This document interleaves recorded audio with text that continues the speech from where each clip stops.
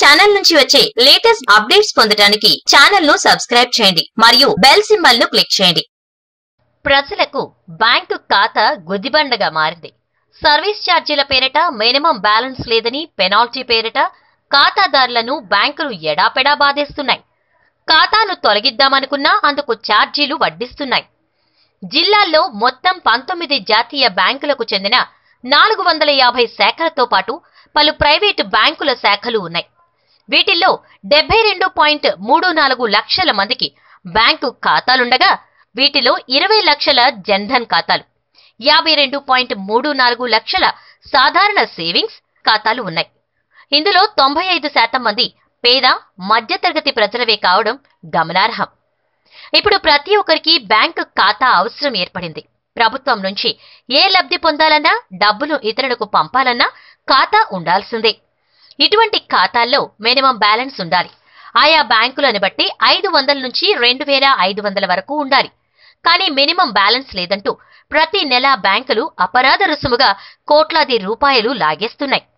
ఒక్క 2017-18 ఆర్థిక సంవత్సరానికి దేశవ్యాప్తంగా 5000 కోట్ల రూపాయలు అపరాధ రుసుం కింద బ్యాంకులు సొమ్ము చేసుకున్నాయి.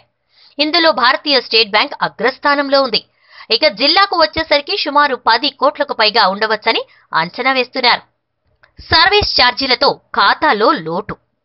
నగదు రహిత లావాదేవీలు జరపాలంటూ ప్రధాని మోదీ పిలుపు మేరకు ప్రతి సేవింగ్స్ ఖాతాకు ఏమీ చెప్పకుండానే ఏటీఎం కార్డు జారీ చేస్తున్నారు.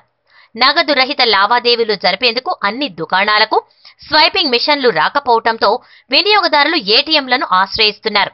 అవకాశమున్న ప్రాంతాల్లో నగదు రహిత లావాదేవీలు జరిపినా వాటిపై ఛార్జీలు విధిస్తూ ఉండటంతో ఏటీఎం కార్డులను నగదు ఉపసంహరణకే వినియోగిస్తున్నారు. దీంతో నెలకు 3 పర్యాయాల కంటే ఎక్కువ సార్లు ఏటీఎం కార్డు వినియోగించారంటూ బ్యాంకులు మళ్లీ ఛార్జీలు వడ్డిస్తున్నాయి. ఏటీఎం కార్డు సర్వీస్ ఛార్జీల పేరుతో సొమ్ము లాగేస్తున్నాయి. మినిమం బ్యాలెన్స్ ఉన్నప్పటికీ తీసుకుంటున్నారు. దీంతో మినిమం బ్యాలెన్స్ లేదని దానిపై అపరాధ రుసుం విధిస్తున్నారు. వెసులుబాటు బ్యాంకులకే. సేవింగ్స్ బ్యాంకు ఖాతాలో సొమ్ము వేసుకుని లావాదేవీలు నిర్వహించుకుంటే 10 ఏళ్ల తర్వాత ఆ ఖాతాలో ఉన్న మొత్తాన్ని రిజర్వ్ బ్యాంకుకు జమ చేస్తారు. అదే సేవింగ్స్ ఖాతాలో మినిమం బ్యాలెన్స్ లేకుంటే కొన్ని నెలల తర్వాత ఏదైనా అవసరం ఏర్పడి ఖాతాలో సొమ్ము వేస్తే అపరాధ రుసుం కింద బ్యాంకు తీసేసుకుంటుంది. సేవింగ్స్ ఖాతాలో ఎప్పటికీ సొమ్ము జమ కాకుంటే ప్రతి నెల అపరాధ రుసుం నమోదవుతూనే ఉంటుంది. దీనిని చూసి ఖాతాదారులు కంగారు పడి తమ ఖాతాను రద్దు చేసుకుందామనుకుంటే అందుకు బ్యాంకుకు కొన్ని పత్రాలు సమర్పించాలి. ఖాతా ఉపసంహరణ ఛార్జీలు చెల్లించాలి. పథకాలకు ఉద్యోగులకు తిప్పలు. ఉద్యోగుల జీతాలు బ్యాంకు ఖాతాల్లోనే వేస్తున్నారు. అది పర్మనెంట్ ఉద్యోగైనా కాంట్రాక్ట్ ఉద్యోగైనా ఖాతా ఉండాల్సిందే. 5000 జీతం తీసుకునే వ్యక్తి బ్యాంకు ఖాతా ఓపెన్ చేయాలంటే 2000 అవసరం. అటువంటి వారికి ఇది సాధ్యమేనా అని ఆలోచించడం లేదు. ప్రభుత్వ పథకాలకు సంబంధిత బ్యాంకుల్లోనే డీడీలు తీయాలని, బ్యాంకు ఖాతాలు తెరవాలని స్థానిక పరిపాలనా సంస్థలు, ప్రభుత్వ కార్యాలయాలు నిబంధనలు విధిస్తూ ఉండటంతో అనేక మంది ఇబ్బందులకు గురవుతున్నారు.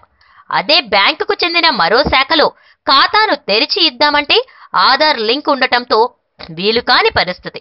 వేరొక బ్యాంకులో ఖాతాను తెరిస్తే సంబంధిత అధికారులు అంగీకరించకపోవడంతో లబ్ధిదారులు, కాంట్రాక్ట్ ఉద్యోగులు ఇబ్బందులకు గురవుతున్నారు.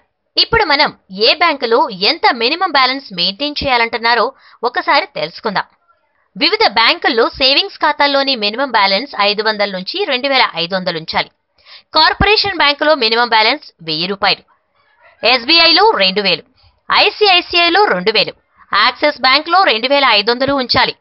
ఎస్బీఐలో మినిమం బ్యాలెన్స్ లేకుంటే నెలకు 56 నుంచి 177 పెనాల్టీ విధిస్తున్నారు. ఐసిఐసిఐ బ్యాంకులో 177 నుంచి 284 నెలకు పెనాల్టీ వేస్తున్నారు. యాక్సిస్ బ్యాంక్ సేవింగ్స్ ఖాతాలో మినిమం బ్యాలెన్స్ లేకుంటే 6 నెలలకు 550 రూపాయల పెనాల్టీ వసూలు చేస్తున్నారు. ఇక కొన్ని వెసులుబాట్లు కూడా కల్పిస్తున్నాయి.